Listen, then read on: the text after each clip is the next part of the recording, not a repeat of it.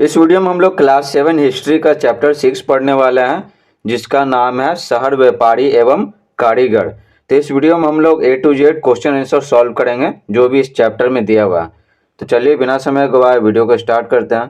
तो सबसे पहले हम लोग सॉल्व करेंगे अभ्यास। तो देखिए फिर से याद करें, जो आप पढ़े हैं ना चैप्टर में तो उसी के बारे में बोला गया है, फिर से याद करें। तो देखिए पहला है शासक व्यापारी एवं धनाढ़ लोग मंदिर क्यों बनाते थे। उत्तर लिखेंगे शासक व्यापारी एवं धनाढ़ लोग देवी देवताओं के प्रति अपनी श्रद्धा, आस्था एवं भक्ति भाव को प्रकट करने तथा अपना धन वैभव दिखाने के लिए मंदिर बनाते थे। जो राजा होते थे, शासक व्यापारी धनाढ़, ठीक है, जो भी है जिनके पास धन है, तो अपने पहला तो एक उनमें श्रद्धा होता था, आस्था होता था भगवान के प्रति, तो अपना भक्ति भाव प्रकट करने के लिए मंदिर बनाते थे। और दूसरा है कि अपना धन वैभव है ना, उनके पास बहुत पैसा है, ये लोगों को दिखाने के लिए मंदिर बनाते थे। टू है शहरों में कौन कौन लोग रहते थे। उत्तर लिखेंगे शहरों में विभिन्न जाति, धर्म एवं व्यवसाय के लोग रहते थे। शासक, अमीर एवं व्यापारी सबसे धनी लोग थे। मध्यम वर्ग में दुकानदार, साहूकार, चिकित्सक आदि रहते थे मध्यम वर्ग में। और धार्मिक कार्यों के लिए पंडित, सूफी संत होते थे तथा निम्न स्तर के लोगों में सैनिक, नौकर, गुलाम रहते थे जो मदद करते थे, ठीक ना। ये सब का ना शासक, व्यापारी, अमीर जितने सारे हैं, ये सब चिकित्सक, दुकान, सबका वो हेल्प करते हैं। कौन? सैनिक, नौकर, गुलाम, ये सब। 3 है व्यापारिक वस्तुओं के यातायात के क्या साधन थे। ठीक है, तो व्यापारिक वस्तु एक जगह से दूसरी जगह कैसे पहुंचता था। उत्तर लिखेंगे सड़कों का विस्तृत जाल बंदरगाहों को एक दूसरे से जोड़े हुए था। बंदरगाह जो होता है ना, समुद्र के किनारे होता है, यहीं पर नाव आता है और लोड होके जाता है और यहाँ पर आएगा तो अनलोड होके फिर पूरे भारत में आएगा, फैल जाएगा। सड़कों का विस्तृत जाल बंदरगाहों को एक दूसरे से जोड़े हुए था। मैदानी इलाकों में सामानों को ले जाने का मुख्य साधन बैलगाड़ियाँ थीं।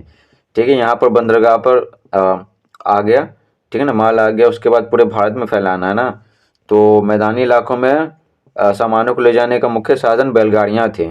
बैल, खच्चर, ऊँट एवं आदमियों का इस्तेमाल भी किया जाता था। ठीक है, खच्चर, ऊँट भी इस्तेमाल किया जाता। नाव तथा जहाज भी चलते थे।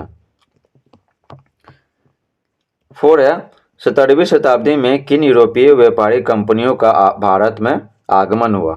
उत्तर लिखेंगे 17वीं शताब्दी में इंग्लैंड, हॉलैंड, जिनको डच भी बुलाया जाता है, और फ्रांस के यूरोपीय व्यापारिक कंपनियों का भारत में आगमन हुआ।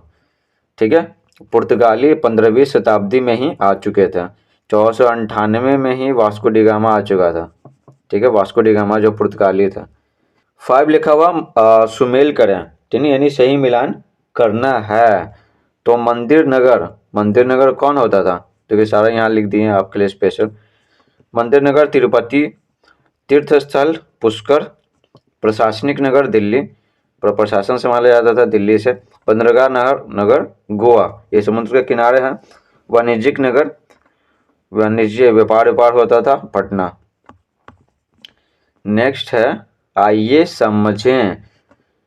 6 है मध्यकालीन भारत में आयात निर्यात की वस्तुओं की सूची बनाइए। आयात यानी कि अपने देश में आ रहा, निर्यात यानी अपने देश से जा रहा दूसरे देश में। तो उत्तर लिखेंगे मध्यकालीन भारत में आयात निर्यात की वस्तुओं की सूची निम्न है। निम्न यानी नीचे है। तो देखिए निर्यात की वस्तु है जो बाहर से भेजा जाता था दूसरे देशों में। तो देखिए उसमें मसाले आते हैं, सूती कपड़े, नील रंगने के काम आता था कपड़ों को, जड़ी बूटी, खाद्य सामग्री जैसे फल हो गया, बहुत सारे सब्जियां हो गया, खाने पीने के सामान, और सूती धागा, ये सब। आयात की वस्तुएं क्या क्या मंगाया जाता था दूसरे देशों से। ऊनी वस्त्र, सोना, चांदी, हाथी दांत और खजूर, सूखे मेवे और रेशम, ये सब मंगाया जाता था। 7 है भारत में यूरोपीय व्यापारिक कंपनियों के आगमन के कारणों को रेखांकित करें। भारत में यूरोपीय व्यापारिक कंपनियां आई क्यों, कारण बताना है। देखिए उत्तर लिखेंगे भारत में यूरोपीय व्यापारिक कंपनियों के आगमन का मुख्य कारण व्यापार करना था। क्या करना था? व्यापार करना। ठीक है, वो चाहते थे प्रॉफिट कमाना, लाभ कमाना। यूरोप के देश व्यापारिक उद्देश्य से भारत के मसालों एवं कपड़ों की तलाश में आए थे। तो उनको चाहिए था कपड़ा, यहाँ का जो सूती कपड़ा ना वो चाहिए था, और मसाले चाहिए थे स्पेशली। 8 है, आपके विचार से मंदिरों के आसपास नगर क्यों विकसित हुए? मंदिरों के आसपास नगर क्यों विकसित हुआ? उत्तर लिखेंगे, उस समय मंदिर ही बहुमूल्य बहुमूल्य यानी जो बहुत जिसका मूल्य है बहुत महंगा है, उस समय मंदिर ही बहुमूल्य वस्तुओं के सबसे बड़े उपभोक्ता थे। धीरे धीरे बड़ी संख्या में शिल्पकार एवं व्यापारी मंदिरों की जरूरतों को पूरा करने के लिए मंदिर के निकट बसते गए और मंदिरों के आसपास नगर विकसित हुए।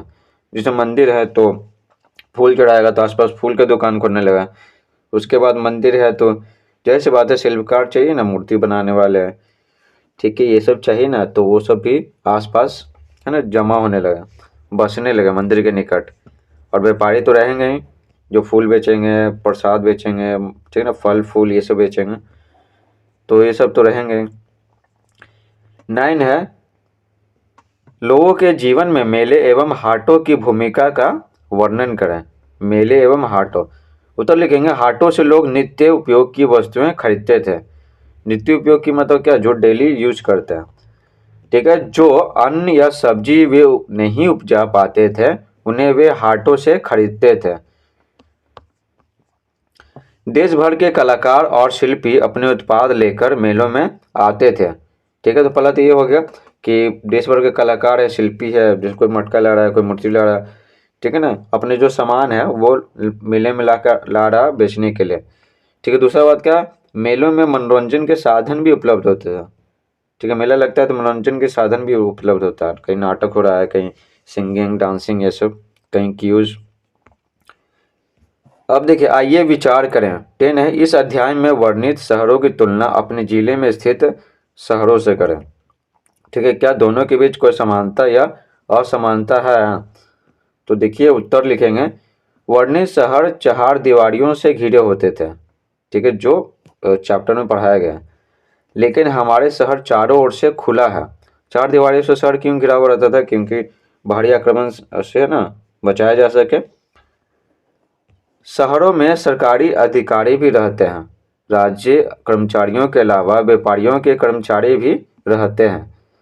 हमारे शहर में सड़क और पानी की व्यवस्था के लिए नगर पालिका है, ठीक है, आप नगर निगम भी लिख सकते हैं, तथा रात में सड़कों पर रोशनी का प्रबंध है, जबकि वर्णित शहरों में इनका कोई उल्लेख नहीं है। रात में सड़कों पर रोशनी का प्रबंध, सड़क और पानी की व्यवस्था कैसे होती है, तो ये सब शहरों में तो नहीं बताया गया, तो वही लिखे। 11 है, 11 देखिए, धातु मूर्ति निर्माण के लुप्त मोम तकनीक के क्या लाभ हैं? लुप्त मोम तकनीक के क्या लाभ हैं? लुप्त मोम तकनीक आपको पता ही होगा, ठीक है। मोम से मूर्ति बना दी, उसके ऊपर क्या, उसके ऊपर मोम से मान लेते मूर्ति बना दिए, उसके ऊपर मिट्टी चढ़ा दिए, ठीक है, उसको पका दिए, ठीक है, पका के पिघला के मोम निकाल लिए, और लकड़ी, ये लकड़ी बोर्ड है, ये जो मिट्टी ऊपर का वो एक तरह से क्या होता है, बॉक्स बन जाता है, ठीक है। फिर उसमें धातु भर देते हैं, ठीक है, फिर मिट्टी के ऊपर वाला जो मिट्टी है ना उसको हटा लेते हैं, इसी को बोलते हैं लुप्त मोम तकनीक से धातु का कुछ भी बनाना। उत्तर लिखेंगे, लुप्त मोम तकनीक से मनचाही आकृति की मूर्ति बनाए जाते थे। मोम बर्बाद नहीं होता था, तो मोम से जो बनाया ना मूर्ति, फिर तो पिघला के फिर से मोम प्राप्त कर लिए, तो मोम बर्बाद नहीं होता था। पिघलाकर निकालने के बाद उसे पुनः ठोस रूप में प्राप्त कर लिया जाता था। इस तकनीक में कम ही समय में अधिक मूर्तियां बनाए जा सकते थे, ठीक है। इस प्रकार से पूरा चैप्टर समाप्त होता है। Thanks for watching.